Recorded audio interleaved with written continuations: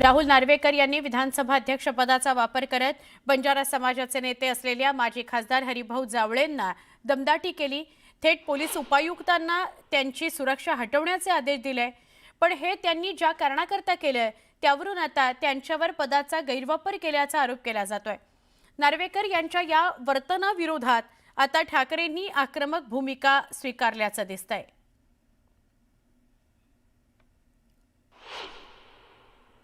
राहुल नार्वेकर, मी मुद्दामून नावानिशी बोलतो कारण विधानसभा अध्यक्ष हे विधानसभेत असतात, त्यांचा अधिकार हा सभागृहात असतो।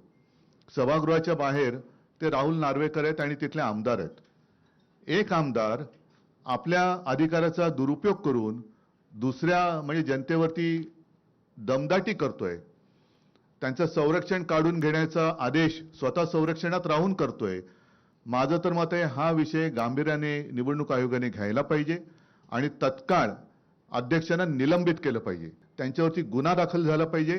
कारण असेच जर का सगळे वागायला लागले, अगदी मंत्र्यांना सुद्धा त्यांचा लवाजमा घेऊन निवडणूक प्रचारात फिरता येत नाही।